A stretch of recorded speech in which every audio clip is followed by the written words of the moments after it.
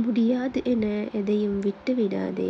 முயன்று பார், நிச்சயம் உன்னால் வெல்ல முடியும். முயற்சி தான் வெற்றியின் முதல் படி. அஸ்ஸலாமு அலைக்கும் ஆல். மோட்டிவேஷனல் கவிதை ஒன்று ஸ்டார்ட் பண்ணிக்கிறேன். பிடிச்சிருந்தா லைக் பண்ணுங்கள், ஷேர் பண்ணுங்கள், கமெண்ட் பண்ணுங்கள்.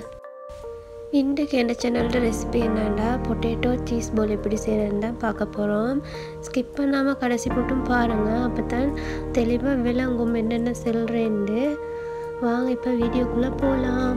பொட்டேட்டோ சீஸ் பால் செய்கிறதுக்கு 500 கிராம் பொட்டேட்டோ எடுத்துக்கிறேன். அதை நல்லா பாயில் பண்ணி நல்லா மேஷ் பண்ணி எடுத்துக்கோங்க.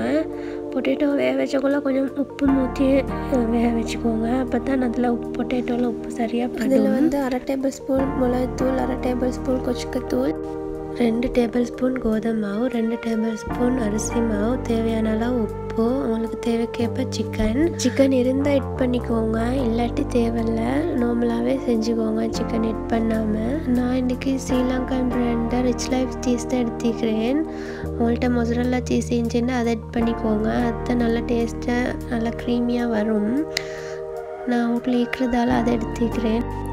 நான் வீடியோவில் காட்டுறது போல் உள்ளங்கையில் மாவை வச்சு நடுவில் சீஸை வச்சு நல்லா ஃபுல்லாக கவர் பண்ணிக்கோங்க.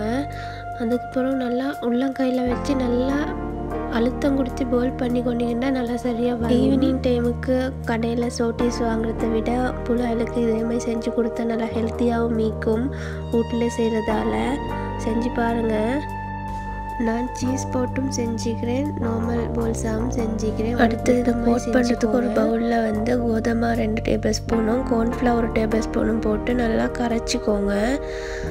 நல்லா கட்டி இல்லாமல் க்ரம்ஸ் ஒன்றும் இல்லாமல் நல்லா கரைச்சிக்கோங்க. ஒரு ஸ்பூன் ஒன்றால் நல்லா தண்ணி மாதிரி கரைச்சிக்கொள்ள வேணும், கொஞ்சம் திக்காக கரைச்சிக்கோங்க. அப்போ தான் அந்த பவுல்ஸில் எல்லாம் நல்லா கோட் ஆகும். என்ன சேனலை சப்ஸ்கிரைப் பண்ணாதவங்க சப்ஸ்கிரைப் பண்ணிவிட்டு பெல் ஐக்கானும் கிளிக் பண்ணிவிட்டு பாருங்கள். அப்போ தான் நான் போடுற வீடியோஸ் நோட்டிஃபிகேஷனில் வரும். மாவில் கோட் பண்ணதுக்கு பிறகு நான் பிஸ்கட்டை நல்லா கிரைண்டர் பண்ணி எடுத்துக்கிறேன். உங்களுக்கு பிரெட் க்ரம்ஸ் இருந்துச்சுன்னா அதுவும் எடுத்துக்கொள்ளலாம்.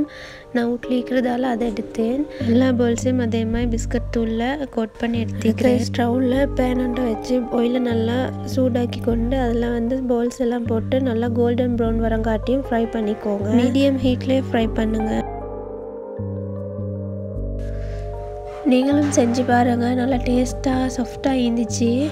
டக்குன்னு செய்யக்கூடிய ரெசிபி ஒன்று தான். இந்த வீடியோ யூஸ்ஃபுல்லாக இருக்கும்னு நம்புகிறேன். என் சேனலை சப்ஸ்கிரைப் பண்ணி பெல் ஐக்கானை கிளிக் பண்ணிவிட்டு பாருங்கள். பாய். அல்லாஹ் காவலோல்.